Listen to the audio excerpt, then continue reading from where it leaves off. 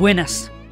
Después de haber visto Las insondables pasiones de William Shakespeare, después de haber visto la grandeza de la era isabelina, después de haber contemplado cómo esta mujer convirtió a Inglaterra en una potencia y cómo Shakespeare dejó trazada en el alma humana la condición de las más profundas, sublimes y terribles pasiones, después de haber recorrido esa fase de la grandeza, vuelven los tiempos terribles. Nadie la tiene asegurada todo el tiempo.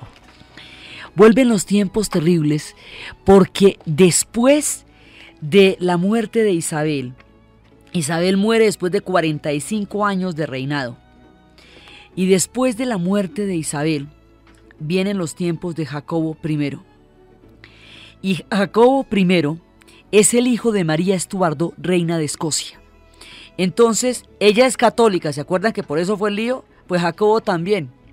Entonces, al ser católico Jacobo, pues vuelve a instaurar el catolicismo y empieza la persecución contra los protestantes, porque aquí es este tire y afloje.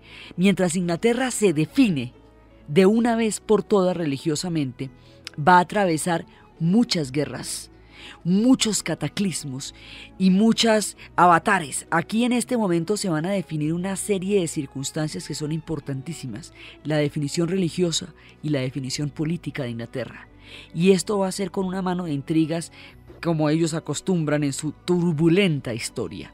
Entonces viene Jacobo I y otra vez vuelve y desorganiza ese equilibrio que Isabel había tenido y va a tratar otra vez de gobernar con poderes absolutos cuando allá de todas maneras había que transar con el parlamento. Vuelve a instaurar una gran persecución religiosa y todo esto va convirtiendo ese periodo de Jacobo I y Carlos I, su hijo, va a ser un periodo de una turbulencia muy grande, va a ser un periodo de persecuciones, va a ser un periodo de intolerancia. Entonces, las persecuciones son de quiénes con quiénes. Siendo Jacobo y siendo Carlos I católicos, entonces las persecuciones son contra los protestantes. Y entre los protestantes hay particularmente un grupo que son los más puristas de todos, que son los puritanos. Ellos se llaman puritanos porque son puros, absolutamente puros, en el sentido en que están más allá de toda vanidad, de toda ostentación, de toda alarde. Entonces ellos no están ni con la iglesia anglicana, porque consideraban que ostentaba un poder demasiado lujoso, ni con la iglesia católica, porque les parece que la iglesia católica tiene una serie de elementos romanos. Precisamente esta gente es hija de la Reforma. Entonces ellos son, digamos, los puros de los puros. Los puritanos son estos tipos que vemos con esas capuchas negras, esos sombreros negros, las hebillas, todos vestidos de negro con esos cuellos blancos, esos con las hebillas en los zapatos así como con taconcito. Esos son los puritanos. Esos los hemos visto llegar donde los Ingalls, bueno, eso los hemos visto en muchas historias. Entonces resulta que el nivel de intolerancia tan grande que se va a desarrollar durante estos dos periodos va a hacer sentir que no hay lugar para los puritanos. La persecución religiosa, la barbarie, todas las persecuciones llevan barbarie, arbitrariedad. El rey hace lo que quiere, pasa por encima de la propiedad de los comunes, que era una propiedad asignada ya a un territorio comunal del pueblo, reagrupa las tierras, apropiándose y permitiendo que sus amigos se apropien de ellas. Se mete en un montón de guerras con Francia y con Inglaterra, con España, y las guerras con España desbaratan el fisco, es decir, todo el trabajo que había hecho Isabel para sanear las finanzas, estos dos las acaban. Entonces los mantienen en guerras. Hay rebeliones en Escocia, en ese momento de los protestantes escoceses, evidentemente. Hay rebeliones en todas partes, arman ejércitos y piden impuestos, cada vez más impuestos, y esto se va volviendo una cosa caótica.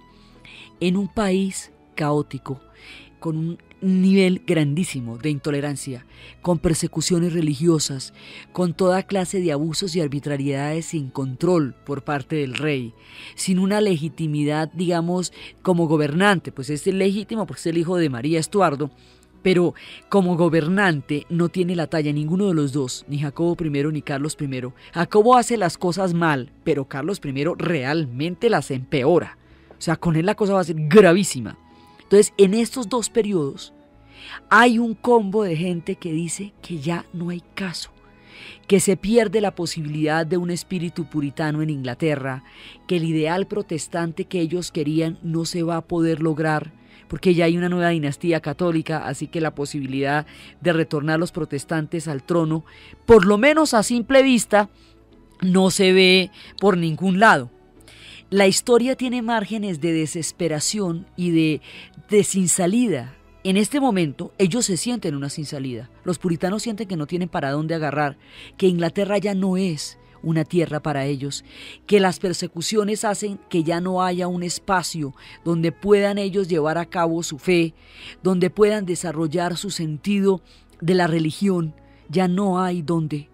Y como se sienten desesperados cuando los pueblos se ven en abocados a estos caos sin esperanza, porque pues era una dinastía católica, eso no parecía que fuera una coyuntura, sino una situación por lo menos llamada a durar un tiempo largo, y ellos pues ya habían perdido las esperanzas de todo eso. Entonces, como habían perdido las esperanzas, cogen un barquito, estos puritanos, y se hacen a la mar. Y van a buscar a los otros territorios, van a buscar al otro lado del mar un sitio a donde llegar, donde puedan llevar su religión, donde puedan llevar su pensamiento, donde puedan llevar su fe. El barquito se llamaba el Mayflower. A ellos se les conoce con el nombre de los padres peregrinos. Se dirigían específicamente hacia Virginia, pero una tormenta los lleva hacia Plymouth, y se llamaba Plymouth por el puerto de donde zarparon en Inglaterra. Y llegaron a Plymouth en invierno, y las naves sufrieron grandes averías, y había una situación de hambre. Pasaron los tiempos más terribles, las situaciones más difíciles, y en medio de la dificultad de la situación y de las calamidades que les pasaron a los barcos y a las naves, y además ellos iban para no volver jamás. Ellos iban para quemar las naves, no regresar nunca más a Inglaterra. Pero su situación de supervivencia era desesperada a través de la tormenta que averió las naves. Entonces, los habitantes de América, de esa América que ellos conocieron, los habitantes, los indios que en ese momento gentilmente habitaban ese continente, los pueblos de la pradera, les brindaron su ayuda, les brindaron su hospitalidad, los ayudaron y les dieron, por supuesto no sabían, en qué se metían, eso ya es otro problema, pero les dieron su hospitalidad, les dieron su ayuda, les dieron comida, los salvaron de la tragedia, los salvaron del naufragio y dejaron posible la semilla de lo que sería un mundo donde pudieran habitar en su propia religión.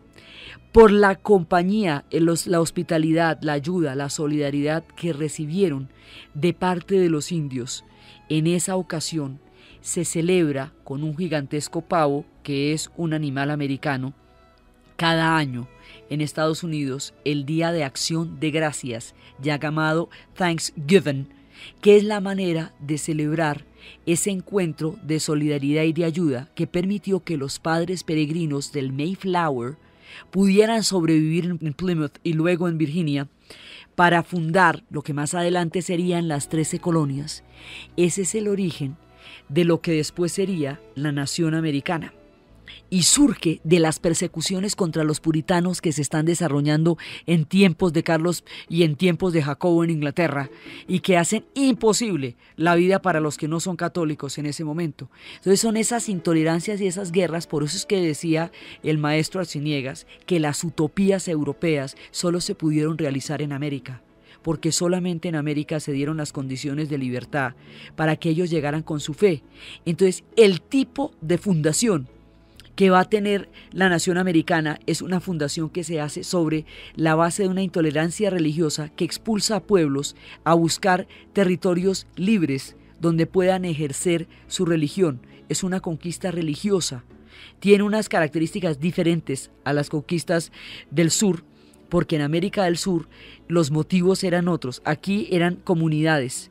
Estas comunidades de aquí van llegando después los cuáqueros, después van llegando todos esos diferentes grupos protestantes expulsados por la intolerancia religiosa y van creando las 13 colonias y van creando ese espíritu protestante tan profundamente arraigado que van a defender allá.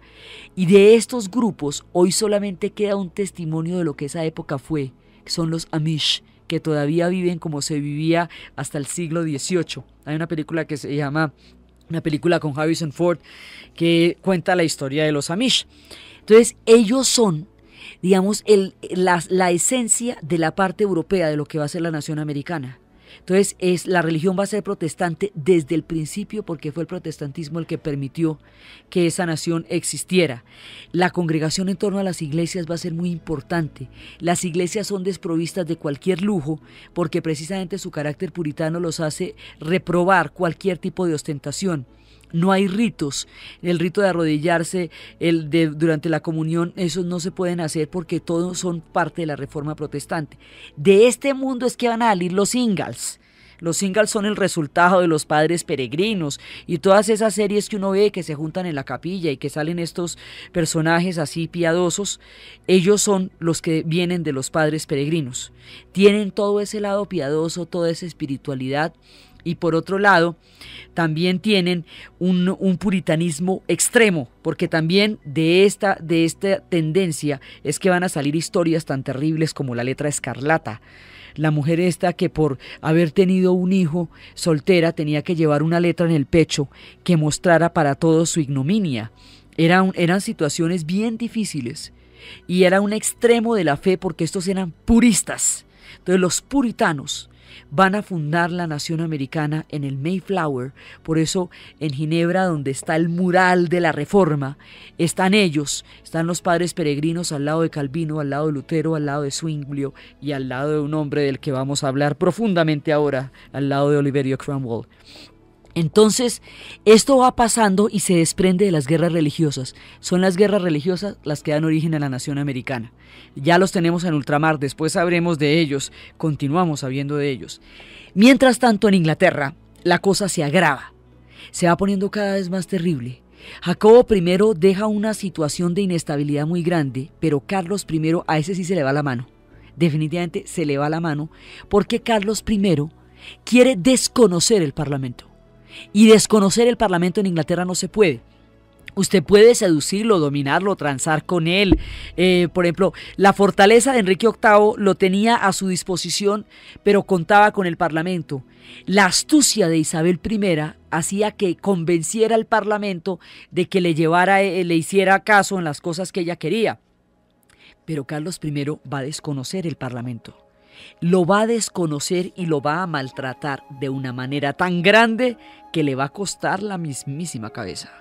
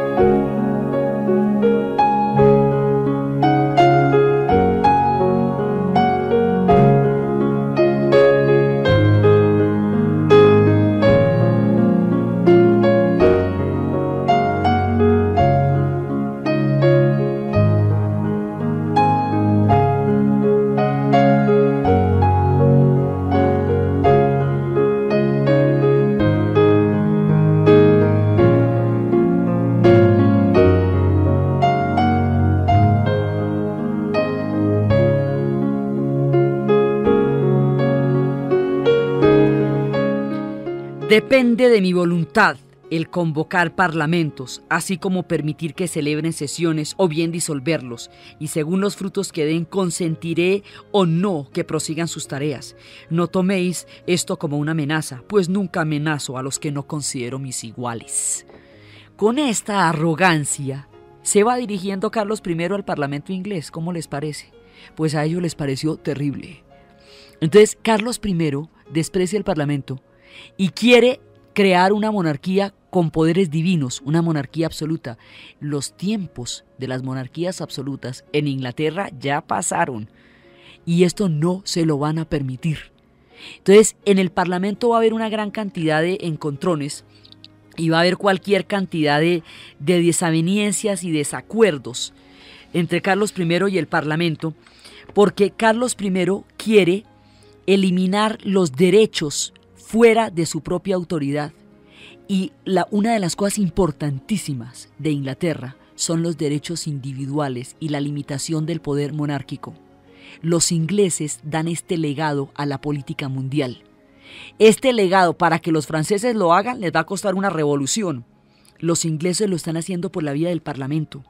Entonces el Parlamento tiene una petición de derechos, una especie de carta magna que dice que la monarquía no puede recolectar impuestos sin el consentimiento del Parlamento, que no pueden exigirle a los ciudadanos que provean de alimento a los ejércitos, no pueden exigirles eso. O sea, los ciudadanos pueden o no optar por proveer de alimentos a los ejércitos, pero no están obligados a hacerlo.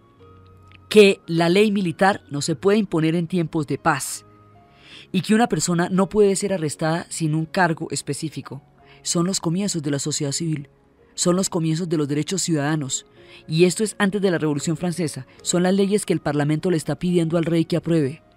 El rey no aprueba estas leyes, no aprueba la petición de derechos y quiere los impuestos. Y el asunto es que el Parlamento se había creado precisamente para evitar que el rey pasara por encima del pueblo a la hora de pedir los impuestos y los utilizara como le provocara.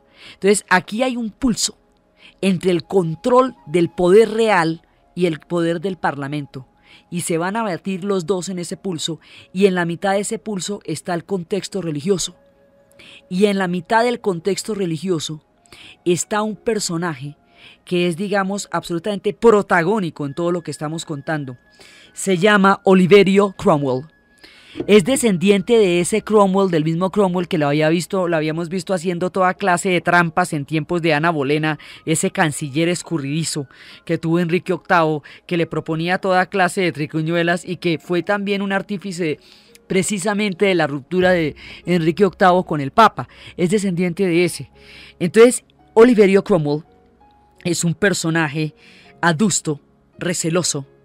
Al principio, cuando él habla en el Parlamento, él lo hace por motivos religiosos, porque dice que hay demasiadas concesiones hacia los ritos de Roma, y para ellos los ritos de Roma son precisamente el centro de la pelea. Entonces él no acepta que en las iglesias haya candelabros lujosos, ni que se produzcan los ritos católicos en las iglesias, porque dice que debe haber respeto a los cultos y a la libertad de cultos. En Inglaterra, al principio habla así en el Parlamento y no le paran muchas bolas. Va cogiendo fuerza. Lo van convenciendo también de que ese rey no tiene la capacidad para gobernar, pero que además es contrario a todos los puritanos. Cromwell es el más purista de los recontrapuritanos. Ese es, mejor dicho, así, de una sola pieza. Este tipo sí es todo de pies a cabeza, vestido de negro, con una expresión adusta, con unos ojos completamente inmóviles y fríos. Un tipo impresionante, con un carácter, mire, usted no imagina, con un carácter. Entonces, un personaje de esto se va a oponer a las veleidades de fanfarronas y arrogantes de Carlos I, y adivine quién gana. Va a ganar Oliverio Cromwell. El pulso entre el Parlamento y Carlos I va a llevar a que Carlos I cierre el Parlamento. Entonces, que lleve al ejército y cierre el Parlamento, pero es que de todas maneras él no puede cobrar impuestos si no es a través del Parlamento. Entonces, cada vez que necesita billete para poder emprender las guerras contra las rebeliones en Escocia y en España, le toca convocar al Parlamento. Entonces cada vez que abre el Parlamento no le aprueba los impuestos y el tipo vuelve y cierra el Parlamento, y en este tire y afloja debilita toda la estructura política y además prosigue la intolerancia religiosa, sofocando las rebeliones en Escocia y en todos los lugares, de manera que el descontento que crea es muy grande, hasta el punto en que desata la guerra civil de irresponsable, por no transar, por no lograr ningún tipo de equilibrio, por no entender que los tiempos de su autocracia no tenían ningún asidero, ningún respaldo en Inglaterra. En ese momento el tipo aboca a Inglaterra a la guerra civil y ese periodo se conoce como el periodo de la Guerra Civil. Por eso les digo que es en estos contextos donde los padres peregrinos se van, porque la cosa no estaba como para hacer visitas, esto era terrible. Entonces lleva a Inglaterra a la Guerra Civil, y la Guerra Civil va a romperlos por dentro, y la Guerra Civil es el enfrentamiento de ejércitos que se reclutan. O sea, el rey recluta unos ejércitos y Cromwell va a reclutar otros. Y va a reclutarlos entre los puritanos, haciendo mucho énfasis en que los ejércitos sean por convicción. No quiere mercenarios, no quiere aventureros, quiere puritanos de corazón, radicales, que estén dispuestos a enfrentarse al rey por las armas. Desafía la autoridad del rey, se produce la guerra civil, se enfrentan los ejércitos, y en los ejércitos que se enfrentan es donde se le ve a Cromwell la talla. El tipo es tremendo. Entonces, la talla de Oliverio Cromwell se ve en el campo de batalla, y el tipo va ascendiendo cada vez más en la jerarquía militar, hasta que llega al tope máximo, y es desde ahí, desde su ascenso militar, que su talla histórica queda claramente demostrada, y de ahí no lo va a parar nadie. Y nadie lo va a parar. Es que después de que él termina venciendo a Carlos I, en ese momento, él decreta que van a decapitar al rey. Carlos I es decapitado por órdenes de Oliverio Cromwell.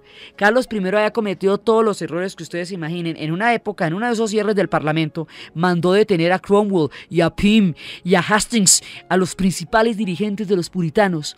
Ahora, en este momento, todas las cosas que les hizo a los puritanos, toda la gente que les maltrató, todas las tierras que les expropió, toda la arbitrariedad con que los trató, toda la violencia con que los persiguió, se le vuelve en su contra. Los viejos deseos de venganza, de los que hemos hablado en las pasiones humanas, gravitan en el alma sombría y tremenda de los puritanos, y los puritanos van a decapitar, particularmente Cromwell, va a decapitar a Carlos I, y va a crear un gobierno que va a llamar la Commonwealth. Después este nombre de la Commonwealth se usará como la Mancomunidad Británica, y será mucho tiempo después el lazo que los ingleses tengan con los países que fueron en algún momento sus colonias. Pero eso es mucho más adelante, simplemente es para que recordemos the Commonwealth. Y en ese momento, en el contexto en que van a decapitar a Carlos I, en ese momento es cuando Alejandro Dumas, en la historia de los tres mosqueteros, publica una novela que se llama 20 años después, que la va a sacar, la sitúa en tiempos de Carlos I. En esa novela, en Francia están las guerras de la Fronda, y las guerras de la Fronda son la pelea entre la autoridad real y los poderes locales. Entonces estamos en la regencia de Ana de Austria, en los tiempos del cardenal Mazarino. Unos de los mosqueteros están apoyando al cardenal y otros están apoyando a los nobles en la guerra de las Frondas. La gracia de los tres mosqueteros siempre es que ellos siguen siendo amigos a pesar de que estén en bandos diferentes. Entonces, D'Artagnan y Porthos están con el cardenal, y Athos y Aramis están con los nobles. Y el cuento es que juntos, por diferentes casualidades, van a llegar a Inglaterra a salvar a Carlos I de que lo decapiten. De eso se trata toda la novela. Entonces, además es maravillosa porque sabemos que lo van a decapitar. Entonces, lo que nos van a contar es cómo sucede todo eso. Entonces, llegan los tres mosqueteros a Francia, que en realidad son 4, y la idea, llegan a Inglaterra, y la idea es que ellos van a suplantar al verdugo que va a decapitar esa noche a Carlos I, lo van a emborrachar, y abriendo un túnel secreto van a sacar a Carlos I de incógnito por entre los túneles y lo van a salvar. Pero ¿se acuerdan de la perversa Milady, que ha sido la enemiga de ellos desde siempre y que les había hecho todas esas maldades con Constanza y todo en los tres mosqueteros? La perversa de Milady manda a su hijo, el hijo de Milady se ofrece como verdugo, y es él el que decapita a Carlos I. Entonces, de esa manera, Alejandro Dumas sitúa la segunda parte de los tres mosqueteros 20 años después, en el contexto del momento en que es decapitado Carlos I. Aparte de esta delicia literaria, de la pluma magistral de Alejandro Dumas y de todo el amor y la amistad que siempre tendrían los tres mosqueteros del bando que estuvieran en el tiempo que estuvieran, Carlos I murió y Cromwell gobierna. Sube Oliver Cromwell, La película de Cromwell la protagoniza Richard Harris y es una película tremenda. Y al tipo le dan la talla que realmente tiene. Sube y este tipo es un puritano. Este tipo es un puritano a ultranza. Entonces y empieza a prohibir los teatros, los vodevils, los deportes, las fiestas, todo lo que es chévere. Y empieza, porque es que acuerda que los puritanos por un lado son piadosos en su fe, pero por el otro lado tienen un espíritu que es contrario a toda alegría. Entonces toda exuberancia, todo lo desborde, esto, digamos, este sustrato puritano es muy complicado porque si ustedes ven las brujas de Salem, una de las cosas por las cuales estas niñas fueron consideradas brujas era porque se desnudaban. Todo ese pudor del cuerpo, todas esos vestimentos que usted ve que les llega el cuello casi debajo de la oreja, donde no se les ve ni el dedo chiquito del pie, esos vestimentas de negro que se ven en todas las películas, esos son los puritanos y es el alma de los puritanos que prohíbe toda sensualidad, que prohíbe toda exuberancia. Por eso cuando llegan al trópico eso les parece terriblísimo y eso, digamos, es una de las tendencias que gravita dentro de las formas culturales de ellos y de las cuales Cromwell es a ultranza. Entonces él va a crear un mundo bastante sombrío, el mundo de los puritanos, pero de una trascendencia histórica para Inglaterra impresionante, como lo veremos después de la pausa.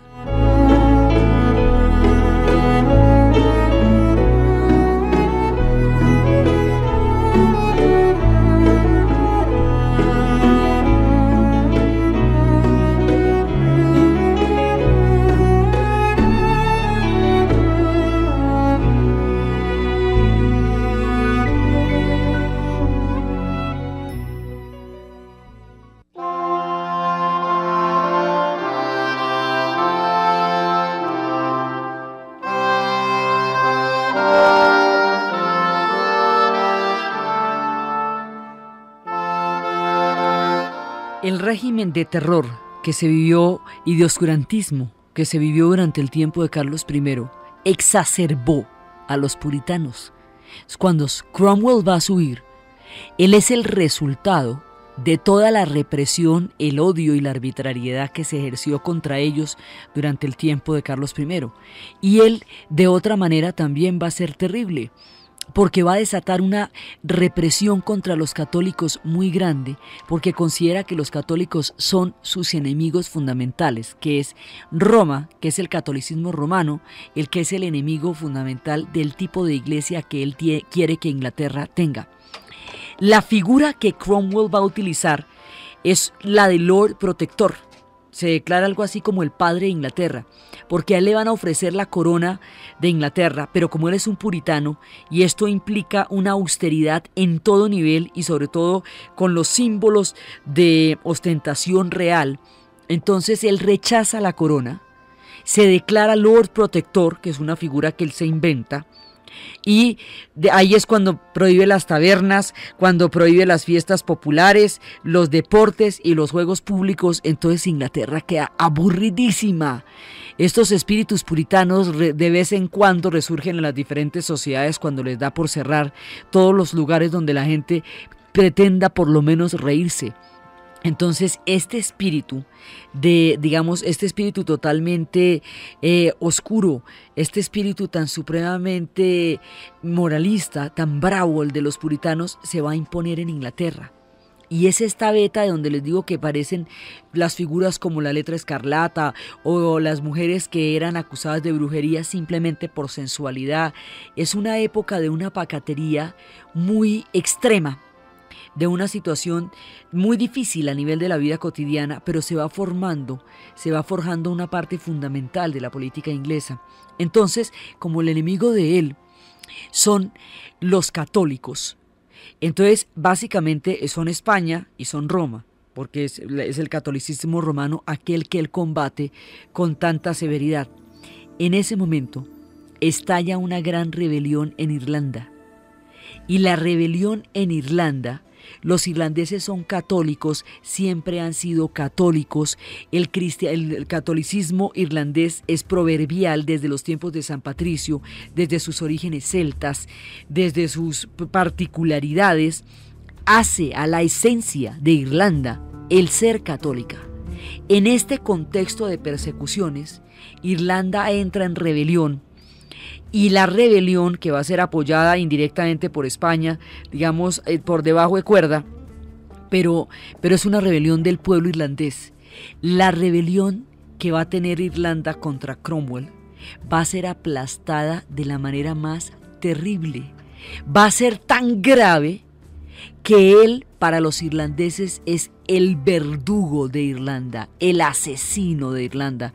Desde el punto de vista inglés, Cromwell es un personaje de una talla y de una grandeza de la cual los ingleses se sienten orgullosos, porque puso fin a la arrogancia y a la tiranía del rey, afianzó el mundo protestante y de todas maneras, durante todo el tiempo en que se opuso en calidad de parlamentario a la autoridad del rey, logró forjar muchísimo lo que es el control que el parlamento va a hacer sobre la autoridad real, aunque paradójicamente Cromwell va a ser el que después, cuando el parlamento no le pare bolas, él lo va a cerrar. O sea, él tampoco va a ser más deliberante en ese sentido. Sin embargo, a pesar de que él cerró el parlamento también, como lo había hecho Carlos I, él mismo es un símbolo del parlamento y él es un símbolo de la limitación de la autoridad del rey frente a la autoridad del parlamento. Por paradójico que parezca, este personaje tiene muchas facetas, porque por un lado él va a fortalecer el parlamento como institución, por otro lado lo va a cerrar cuando no le paran bolas a él, por un lado va a tratar de minar la autoridad real y por otro lado va a desarrollar un poder alrededor de su personalidad muy grande. Pero para los ingleses este es uno de sus héroes, es uno de sus personajes importantes y es uno de sus personajes históricamente fundamentales. Para los irlandeses es el verdugo. Él llega al extremo de declarar a los irlandeses ilegales en su propia isla. Entonces, ¿cómo hacemos? Irlanda es una isla. ¿Para dónde cogen? Es que si a usted lo declaran ilegal en su propia tierra, ¿usted qué va a hacer? Entonces, lo que él va a hacer es expropiar un montón de tierras de los católicos irlandeses y dárselas a los protestantes. ¿Se acuerda que habíamos puesto un montón de protestantes en tiempos de Enrique VIII para neutralizar el carácter católico de Irlanda y que ahí empezaron los problemas de verdad? Bueno, los problemas empezaron con Enrique VIII, pero con Cromwell se hacen gravísimos. De aquí en adelante, la historia de Inglaterra con la historia de Irlanda es una historia de guerra, es una historia de sangre, es una historia de rebelión, es una historia de represión, y esta sangre y esta guerra va moldeando en el sufrimiento más terrible el duro y poético carácter irlandés. Entonces ellos van sacando, digamos, entre estos dos pueblos se va incunando un odio colosal, un odio terrible. Y es el que el capítulo de Cromwell es un capítulo particularmente álgido en el odio que hay entre los irlandeses y los ingleses. Ahora, él también va a ejercer una fuerte represión sobre los escoceses, sobre los católicos escoceses. Mejor dicho, él le va a dar palo a todo el mundo, es una mano re dura. Entonces, a él le tienen bronca en todas partes. En ese momento, Inglaterra empieza a ejercer una gran dominación sobre Irlanda y sobre Escocia. Ya hace rato lo está intentando, pero en este momento lo hace mucho más. Entonces, los resquemores que hay entre estos diferentes pueblos son muy grandes. Si usted no puede distinguir a los escoceses de los irlandeses de los ingleses, mejor que no se aventure a generalizar. Se ofenden mucho si son escoceses y les dicen ingleses o al revés, y sobre todo si son irlandeses. Entonces, la cultura gaélica, la cultura celta, es seriamente amenazada. Les obligan a no hablar la lengua gaélica hasta que desaparezca y solamente pueden hablar inglés, y las tierras las tienen los protestantes, y los protestantes son de origen inglés o son de origen escocés, pero no son irlandeses. Entonces los irlandeses se ven cercados en su propia isla por un ejército que ellos consideran invasor, por una religión que ellos consideran una afrenta a su fe, porque así como los protestantes y los puritanos se sintieron tan agredidos con Carlos I, igualmente los irlandeses se van a sentir totalmente agredidos con el régimen protestante y puritano que les está prohibiendo el catolicismo, que es una cosa absolutamente esencial al carácter irlandés. Entonces aquí esto es uno de los episodios grandes de la guerra. Habrá otros y los habrá más graves hasta que se convierta en un conflicto de proporciones gigantescas que hasta ahora están intentando parar y todavía no han logrado. Hasta ahora están planteando el proceso de paz. Todo el tiempo se ha ido forjando esta guerra. Las guerras entre los católicos y los protestantes que todavía sacuden a Irlanda, que todavía están intentando desarrollar evitar por medio del proceso de paz, son entre estos protestantes que llevó allá Enrique VIII, que apoyó a Cromwell por medio de la concesión de tierras expropiadas a los católicos, y entre estos católicos que Cromwell declaró ilegales y declaró enemigos de Inglaterra. Entonces el conflicto tiene tres partes: la parte de Inglaterra sobre los católicos, la parte de los protestantes que es apoyada por los ingleses, y los católicos irlandeses que están en guerra contra los protestantes y contra los ingleses. Entonces ese es, digamos, el origen y uno de los puntos más complicados del conflicto de Irlanda, que va creciendo paralelamente a la historia de Inglaterra. A medida que Inglaterra se va desarrollando, el conflicto con Irlanda va a ser más grande. El conflicto con Escocia también es importante, pero con Escocia ellos comparten muchas cosas. Van a tener reyes comunes, casas dinásticas que se cruzan. Finalmente estamos en tiempos de los estuardos. Los que acababan de pasar eran estuardos. Pero con Irlanda, de aquí en adelante, hasta los tiempos de Major y Tony Blair, hace tan solo 5 o 6 años, la única relación que va a haber entre Inglaterra y Irlanda es la sangre y el fuego. De Cromwell en adelante, la política de los gobernantes ingleses con respecto a Irlanda es la de aplastarla y es la de exterminarla. Y el resultado de esa política son 500 años de guerra, que atraviesan en los tiempos de Cromwell uno de sus momentos más álgidos. Entonces Cromwell es un tipo muy complejo por donde usted lo mire, porque está realizando, digamos, un afianzamiento muy importante de lo que va a ser la nación inglesa, pero lo está haciendo de una manera brutal. Lo está haciendo a costa de Irlanda, y lo está haciendo a costa de los católicos en Inglaterra también, y lo está haciendo a costa de un puritanismo terrible, pero él actúa en absoluta consecuencia con su fe. Vamos, este tipo es un hombre íntegro, y todo lo que hace lo hace en la absoluta convicción de que está actuando bajo el mandato del Señor, y que es el Señor el que le está diciendo que haga esas cosas.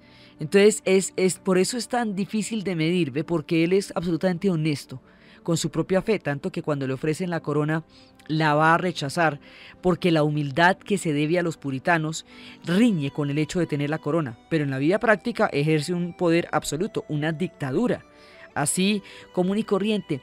Es con este tipo de espíritus que se están dando las fuertes raíces protestantes en Inglaterra. Entonces él va a tener un periodo que es cuando él gobierna, cuando él va a ser Lord Protector, y de ahí no lo baja nadie, es hasta que se muera. Lo que pasa es que es un periodo corto, pero definitivo en la historia de Inglaterra, porque ya después de la muerte de Oliverio Cromwell, el siguiente rey tiene que comprometerse a respetar los derechos de los protestantes. Después de él, instauran de nuevo las dinastías, y ahora viene un Carlos II y un Jacobo II. Pero ellos ya están perfectamente, digamos, controlados por el Parlamento. Ya de ahí en adelante ellos no van a poder pasarse por la faja al Parlamento. El Parlamento va a controlar la autoridad real, y de aquí en adelante, después de la muerte de Cromwell y ya con la restauración de Carlos II, de aquí en adelante la autoridad real va a quedar para siempre subordinada al Parlamento. Es decir, el pulso entre el Parlamento y el rey lo ganó el Parlamento. Inglaterra es desde entonces un país parlamentario, un régimen parlamentario, y los derechos políticos y civiles que se reclaman hoy para todas las sociedades son el producto de estas luchas internas. Entonces, de aquí en adelante, al siguiente rey se le obliga a respetar a los protestantes y a respetar los derechos individuales de los ciudadanos. Esto de los derechos individuales, esto del derecho de opinión, de no ser perseguido por su pensamiento, todo eso se va desarrollando en Inglaterra. A fuerza de todas estas intolerancias se va imponiendo como ley. Y de aquí en adelante la monarquía va a ser constitucional, va a ser parlamentaria, digamos. Está mediada por el Parlamento, y el Parlamento tiene que aprobar Las leyes, el rey no puede tomar decisiones sin consultar con el parlamento. Eso hace a la esencia de la nación inglesa.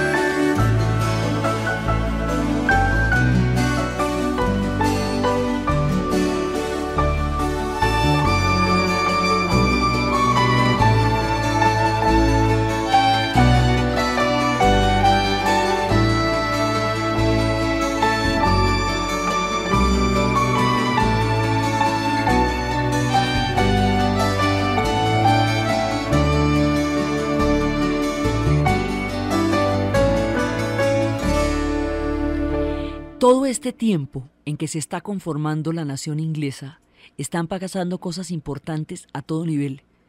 En la filosofía están apareciendo unos tipos de talla mayor. Son los que van a forjar los comienzos de la ciencia moderna. Sin ellos no existiría la concepción de la ciencia como se daría después, y también van a tener una contribución fundamental a las luchas del Parlamento. Estos personajes se llaman los empiristas y son Francis Bacon, son Berkeley, son Locke, John Locke, y son David Hume y Hobbes. Estos personajes, sobre todo los primeros 4, van formando, y particularmente Locke y Hume, van formando el pensamiento que hace posible la ciencia, pero a la vez son actores principales de la formación del Parlamento también, porque ellos van a defender desde el punto de vista filosófico el derecho de los individuos a expresarse libremente. Entonces, la ciencia y la formación del Parlamento están ligadas en Inglaterra. Entonces, lo que los empiristas proponen desde el punto de vista filosófico es que toda experiencia, todo conocimiento parte de la experiencia, porque antes de ellos venían los racionalistas que no creían en el conocimiento de los sentidos. Creían que solamente a través del pensamiento era como el hombre podía entender el mundo sin necesidad de una experiencia externa. Los racionalistas eran Descartes, era Leibniz y era Spinoza. En reacción a los racionalistas viene esta corriente que es inglesa, que son los empiristas.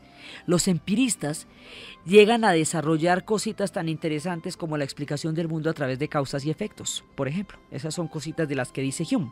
Entonces Hume dice, mire, para que nosotros sepamos que haya una causa y un efecto, tiene que haber una serie de reglas, tiene que haber una contigüidad, regularidad y sucesión. Es decir, si yo digo que a mí la mano se me quemó porque la puse en un fogón, la mano se me tiene que quemar después de que la puse en el fogón y no antes, porque si se me quema antes, no fue con el fogón que se me quemó. Si yo digo que es que el fogón es el que me quema la mano, cada vez que la pongo se me tiene que quemar para que sea esa la causa. Entonces, y cada vez que me pase eso tiene que producir el mismo efecto y tiene que ser en el mismo orden la causa, para que anterior la causa y luego el efecto. Esto es lo que va a posibilitar la experimentación en la ciencia. Y la ciencia viene con un proceso. Acuérdese que durante todo el medioevo la ciencia estuvo totalmente subordinada a la religión, y fue desde la teología que se hizo la filosofía del medioevo. Los ingleses van a hacer un aporte fundamental a esta transición. Desde la navaja de Occam, en los tiempos del final del medioevo, cuando Occam decía que a uno no debe echar más carreta de la necesaria para explicar algo, que si usted tiene una cosa que puede explicar en 3 premisas, no la debe explicar en 4, la navaja de Occam. Las cosas deben explicarse solamente en los términos necesarios y suficientes para ser comprendidas. Entonces, Occam le baja la carreta a la cosa. Y ya los empiristas la contrastan con la realidad y son capaces de medirla. Entonces dicen, bueno, no solamente tiene que ser comprobable, ellos creen, Locke creía que el hombre era una tabula rasa, es decir, que antes del nacimiento y de la experiencia no tenía ningún conocimiento, no traía ningún tipo de conocimiento, y todo lo iba a desarrollar a través del contacto con la experiencia. Iban a crear las bases de la ciencia, y con ellos, y al lado de ellos, el propio de los propios, Isaac Newton. Entonces, en esta época, el empirismo va desarrollándose desde 1600, de los siglos XV, XVI, XVII y XVIII. Sí, pero en esta época, en los tiempos de Locke y Hume, es cuando se está afianzando mucho más como movimiento. Entonces, paralelamente, ellos están aportando a la filosofía occidental la base de la experimentación científica.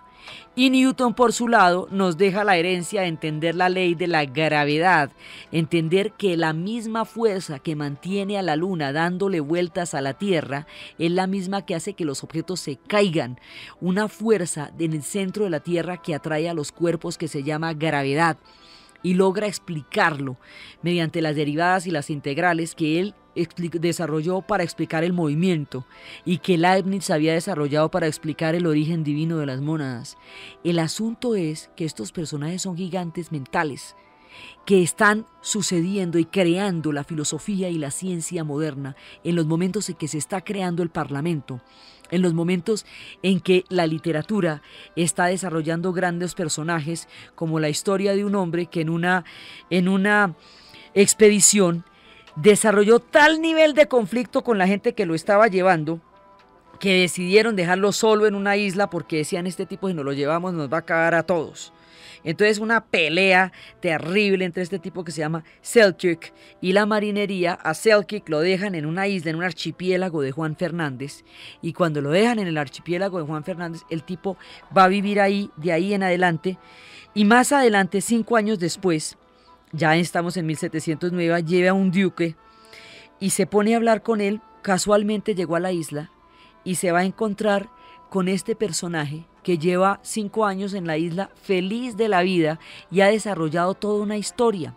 Cuando esta historia de la vida real llega a las manos de un periodista muy agudo, muy crítico, muy sagaz, este personaje, el periodista, va a transformar la historia en una novela impresionante. Va a novelarla de la manera más maravillosa. A este personaje, inspirado en la historia de Selkirk, lo conoceremos como Robinson Crusoe. Y el que lo escribe, el periodista sagaz, este hombre de esta gran rapidez mental, es Daniel Defoe. Entonces, estamos en los tiempos en que Daniel Defoe escribe Robinson Crusoe. Estamos en los tiempos en que Newton descubre la gravedad. Estamos en los tiempos en que Locke y Hume sientan las bases del empirismo. Estamos en los tiempos en que el capitán Cook navega a Australia. Entonces, todo esto está pasando en Inglaterra al tiempo, ¿sí ve? Mientras están pasando todas estas guerras religiosas, mientras están pasando todo este montón de cataclismos entre el rey y entre el parlamento y entre los católicos y los protestantes, simultáneamente se están desarrollando todas estas formas en el pensamiento. Por eso las sociedades no pueden tener visiones totalizantes. Inclusive en medio de los conflictos más grandes se pueden estar desarrollando cosas muy importantes a otro nivel en la sociedad, como está pasando en ese momento en Inglaterra. Entonces sí, están en un conflicto tremendo, pero al mismo tiempo están sentando las bases de la ciencia moderna, porque las sociedades humanas son llenas de matices. Entonces, cuando los pueblos se sienten desesperados por sus conflictos, no deben dejar de lado que también en esas épocas se están desarrollando cosas importantes y ellos están desarrollando pensamiento para el resto del mundo. Entonces, en aquella misma época, el capitán Cook, que a diferencia de los hombres que se han hecho a la mar en los descubrimientos, no es un aventurero, es un científico, es un tipo estudioso que va a ir patrocinado por la Real Sociedad Científica para ir a descubrir diferentes tierras. Este personaje, como es un científico y es un estudioso, en una de las cosas que hace en la expedición es inventarse el zumo de limón y el zumo de manzana para impedir que los marineros se mueran de escorbuto, lo cual hace que se pierdan menos marineros gracias a sus remedios de los que se perdieron en todas las guerras napoleónicas, porque el escorbuto mataba más gente que la guerra.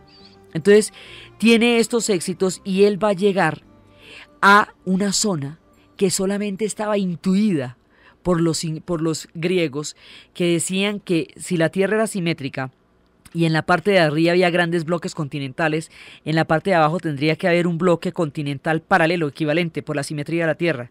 Y como sería tan al sur, ya sería muy austral, y como sería tan austral, lo llamarían Australia. El capitán Cook circunnavegará Australia y Nueva Zelanda y dará la vuelta al Ártico.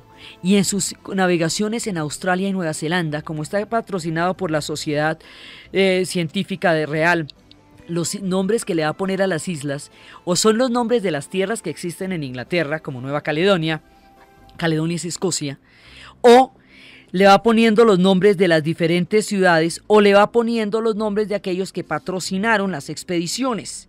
Entonces, uno de los que patrocinaba las expediciones, de los nombres que va a tener, es un personaje tan supremamente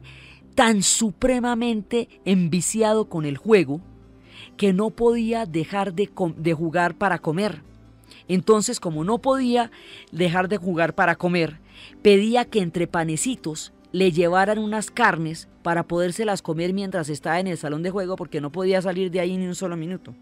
A punta de llevarle carnecitas entre los panes, a este personaje le atribuyeron, porque esa fue su invención, fue una invención de vicio, pero fue una invención de lo más eficaz. El personaje se llamaba Lord Sandwich y se inventó los sándwiches. Y es por él que el capitán Cook le pone a las islas, una de las islas que quedan, que hoy son Hawái, le pone las islas Sandwich. Después esa moda se convertirá en toda una imitación en Inglaterra, y ya la gente le va a meter salchichas y le va a meter jamones y le va a meter más cosas a los panecitos, y hoy por hoy la gente, ya no por vicio sino por afán, tiene que recordar a Lord Sandwich, por cuyo nombre están unas islas en la mitad del Pacífico. Entonces el capitán Cook circunnavega Australia, va a Haití, navega alrededor de la Antártida, llega y hace toda la vuelta por el Pacífico Sur y va a desembarcar después en las islas en Filipinas. Y cuando estaba en el extremo de las islas hay una tormenta, él lo trataban como un dios, los nativos, pero va a haber una tempestad, la tempestad va a romper las naves. Cuando los nativos ven que la tempestad no rompe las naves de los blancos y que los blancos, mejor dicho, no tienen toda esa magia y no son tan poderosos como dicen, se sienten absolutamente defraudados. Y cuando se sienten absolutamente defraudados, ya en la última parte de la travesía por las islas, después de haber pasado por todas las islas del Pacífico, después de haber circunnavegado por todos lados, en la última parte de la expedición, cuando las naves van a ser arrestadas por la tormenta, los nativos y todos aquellos que habían creído en él a un dios se sienten defraudados y lo matan. Y es ahí, en ese punto, donde va a morir a manos de uno de los habitantes de las muchas islas que circunnavegó el capitán Cook. Entonces, en esta época se están desarrollando las campañas inglesas en ultramar.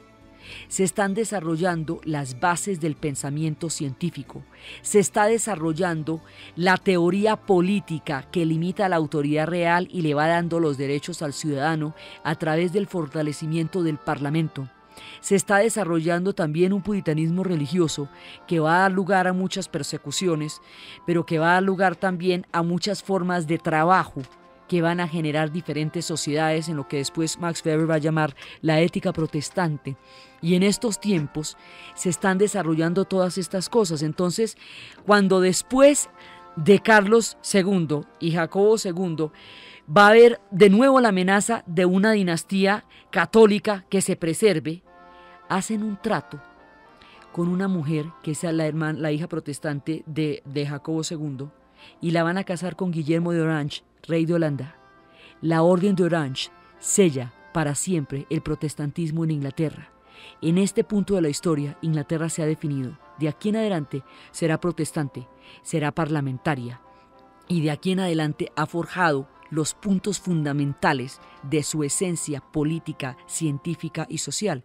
Entonces, desde el extremo y terrible carácter de Oliverio Cromwell, la arrogancia increíblemente carente de inteligencia de Carlos I, la genialidad de Locke y de Hume, la mente prodigiosa de Newton, la agudeza de Daniel Defoe, la audacia del capitán Cook, desde todas estas tierras donde se van formando la esencia de lo que va a ser la nación inglesa, en la narración Diana Uribe y en la asistencia técnica César Moreno, y para ustedes un feliz domingo.